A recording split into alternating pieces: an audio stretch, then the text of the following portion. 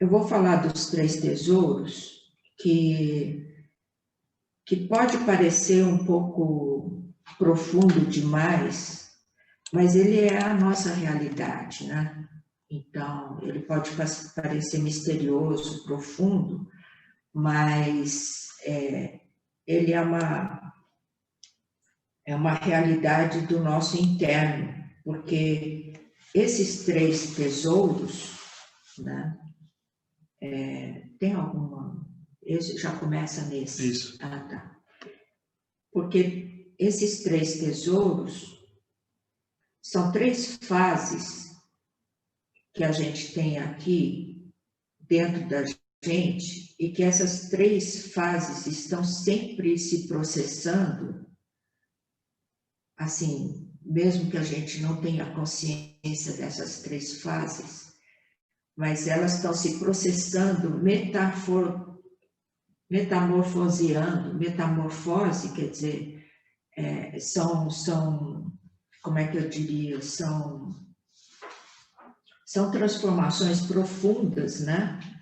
Não só são mudanças profundas ou alterações no aspecto, natureza, estrutura de alguma coisa, né? Então, essa metamorfose está sempre acontecendo dentro da gente. É uma alquimia interna que fundamenta todo essa movimentação interna que a gente que nos faz ficar vivos, né? Então aqui a gente tem aqui os três tesouros, né? Que a gente pode ver aqui, Tim, que significa essência, né? Esse Tim que está no baixo ventre. Está vendo aí? Então, coloca aqui, essência. Olha, essa essência, muita gente traduz como essência. Em chinês é Qin. Poderia ser também matéria-prima. Pode também ser substância vital. Tem o Jean-Marc, que é um autor muito conceituado, que ele fala de princípio vital. O que a gente tem que entender é que esse Qin, né, ele é uma substância vital, é uma matéria-prima que não tem movimento. Ele está aqui embaixo. Ele pode também ser chamado de energia sexual, tá? Porque é onde é produzido o esperma, onde o óvulo ele consegue germinar a semente, né? Então, assim, mas o que a gente tem que entender é que ele é mais denso e ele está na parte baixa do corpo, tá? Mas ele não tem movimento, mas para que ele tenha movimento, ele tem que se metamorfosear no sopro, no ar vital, porque o sopro, ele tem movimento. O sopro está aqui em cima, ó, o Qi. Quando eu falo sopro, eu estou falando de Qi, em chinês chama Qi, Qi. E aqui a gente fala de energia, pode ser também energia, mas é uma coisa que tem movimento e que viaja pelo corpo todo, mas que vem da metamorfose disso que não tem, como é que fala? Movimento. Dessa matéria-prima. Tá? E quando esse sopro... eu tenho que falar também o seguinte, que essa matéria-prima, esse Qin, para ele metamorfosear, ele precisa ter um acelerador, ele precisa ter alguma coisa que faça ele transformar. E aí a gente vai chegar no espírito, no Shan, que é uma coisa altamente yang, é um espírito criador, que quando essa circulação do sopro no corpo estiver forte, mais espírito criador você vai ter, mais brilho, mais lucidez, mais yang você vai ter, entende?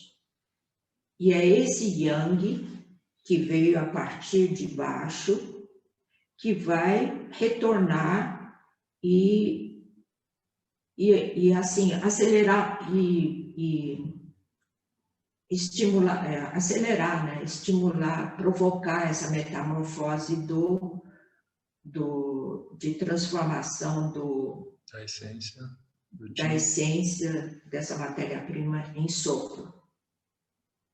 Então, o que nós vemos nessas 3 etapas? Nós vemos a matéria-prima, a essência que não tem movimento, né? Metamorfoseando no sopro que tem movimento, né? Que espalha, e que vai se transformar na luz, né? Que é uma luz, não é nem movimento, nem matéria, é luz, é iluminação. Vocês já não viram aqueles santos que tem uma aura aqui? Aquilo é a luz que foi através desse processo que veio aqui para cima e expandiu, entendeu? Retorna ao vazio. Ele retorna ao vazio e ele também vai voltar para a matéria-prima e transformar, metamorfosear essa matéria-prima, porque senão ela se perde. Essa essência, se ela não se transforma em sopro, entendeu? Ela fica lá parada e ela vai se perder, entendeu? Então, essa é a primeira parte dos três tesouros, certo? Agora vamos para o outro.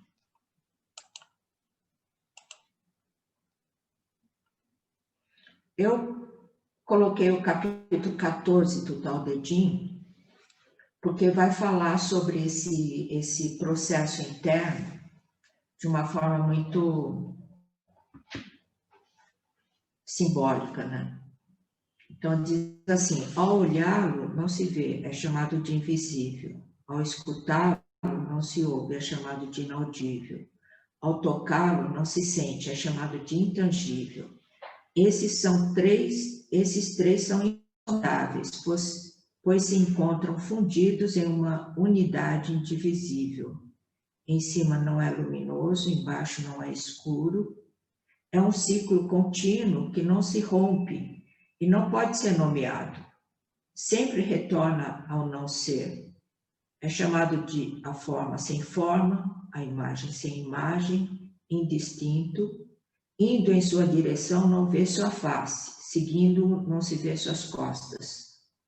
Seguir com o Tao ancestral é estar sempre no tempo presente. Conhecer a origem primeva é seguir os preceitos do Tao. Então, pode colocar a próxima. Aqui ele está falando dos 3 tesouros, tá? Esse processo dos 3 tesouros, elas acontecem em 2 dimensões, que eu quero aqui.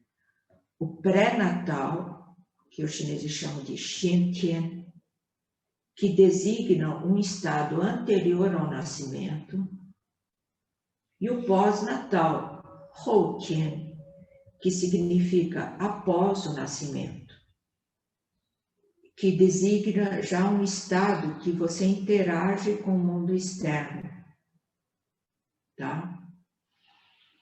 E essas 2 dimensões é muito importante, porque elas estão presentes e elas estão o tempo todo se ajudando, se complementando dentro da gente, tá? Aí, o Jean-Marc, depois eu vou mostrar o livro dele para quem quiser ler, né? Que é um médico francês que estuda essas coisas chinesas. Ele diz o seguinte: nossas energias ancestrais, os poderes legados por nossos ascendentes, são comparáveis no nosso interior aos paus, em chinês que significa tesouro, alguma coisa preciosa, que são objetos de poder transmitido pelos céus às dinastias e famílias. E aí, ordenar a vida é um encontro harmonioso dos potenciais inatos, quer dizer, você já nasce com um potencial inato. Então, é esse encontro desse potencial inato com as energias adquiridas, com aquilo que você adquire ao longo da sua vida. Pode colocar mais. Quadrinho, que é assim, ó, os 3 tesouros, que é a essência vital, ou pode ser a matéria-prima, ou pode ser, como o Jean-Marc fala, do princípio vital, né? É esse que não tem movimento, que é o sopro, que é esse que é dinâmico, que vai para tudo quanto é lugar, né, no nosso corpo, e o espírito, né, que é uma presença, né? Então, no pré-natal, a gente pode ver aqui que a essência vital é uma herança ancestral, é uma vitalidade, uma matéria-prima pura, uma vitalidade pura, que não tem fogo, não tem toxina, não tem nada, que os seus pais doaram para você na hora da concepção, e também, mais puro ainda, que o céu e terra, na hora que você foi concebido, doaram para você. Isso é uma herança ancestral, né? E o pós-natal é a vitalidade adquirida, advindo da alimentação e respiração. É o que eu falei no encontro passado, que quando a gente se alimenta das coisas que vêm da terra, né, desse alimento que seria a matéria-prima, isso que não tem movimento, você ingere arroz, feijão, né, sementes, cereais, etc. E o que é feito, né? O baço vai assimilar, refinar isso num sopro que tem movimento, porque o alimento que você ingere não tem movimento, tem arroz, feijão, sei lá, não tem movimento. Mas o baço vai metamorfosear esse alimento e retirar e transformar isso num sopro que ele vai espalhar, vai distribuir para todo o corpo, como eu disse no encontro passado, vai distribuir para os músculos, etc., e vai também elevar esse sopro para o pulmão e para ser processado, né? Então, esse é o pós-natal. É a vitalidade adquirida que vem da alimentação e respiração. Porque quando você respira, também esse ar que é respirado, também ele vai ter que ser metamorfoseado nos seus elementos mais refinados, para constituir o sopro defensivo, para ser distribuído. Então, a metamorfose está sempre acontecendo, tá? Essa vitalidade adquirida é diferente da vitalidade pura, porque a adquirida tem fogo, tem tóxicos, entende? Ela não é limpa, né? Mas ela ajuda no sentido de você não desgastar a sua vitalidade pura. Algumas pessoas perguntam, e essa vitalidade adquirida pode suprir a vitalidade pura, quer dizer, aumentar a vitalidade pura que você recebeu no seu nascimento? Não, não consegue. Quer dizer, a adquirida não consegue suprir a pura, tá? E depois tem o sopro, que é esse ar vital que foi metamorfoseado da matéria-prima, né? Dessa essência vital, que é o pré-natal. Existe existe uma respiração em que é um ritmo celeste em que a gente é respirado. A gente não respira, a gente é respirado. Por exemplo, o ritmo celeste das estações do ano, ou dos períodos do dia. E não só isso, tem vários ritmos celestes em que provocam, ativam coisas no seu corpo, em que circula. Esse é o não agir, quando você, isso que o Tao Te Ching fala do não agir, quando você não age, tudo está sendo feito, porque existe uma coisa que é pré-natal, que é inato, é o pano de fundo, né? Aí tem o ritmo e respirações condicionados às suas emoções, ao seu agir, etc., que é a nossa respiração pós-natal. Aí tem o espírito. Tanta coisa se fala do espírito, mas o espírito simplesmente é a presença, sabe? É a sua presença, quer dizer, quando os médicos chineses, inclusive, falam muito disso, que quando olha uma pessoa, já vê o espírito dela, se ela está com espírito ou não, porque já vê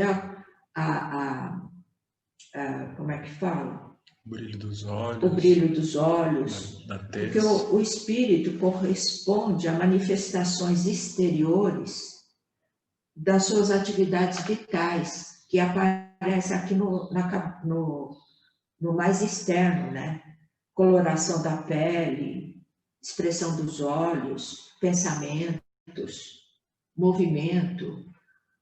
Às vezes, quando o seu espírito está baixo, você não consegue pensar direito, você não consegue relacionar seus pensamentos, né? Não tem clareza. Até a movimentação fica mais lenta. Por que as pessoas mais velhas ficam com a movimentação mais lenta, né? É claro que eles precisam tomar mais cuidado com a movimentação, mas são essas, como é que falo? Essas atividades vitais que estão abaixando, né? A cor da pele, às vezes você está com uma coloração mais escura, menos brilhante na pele, no rosto, né?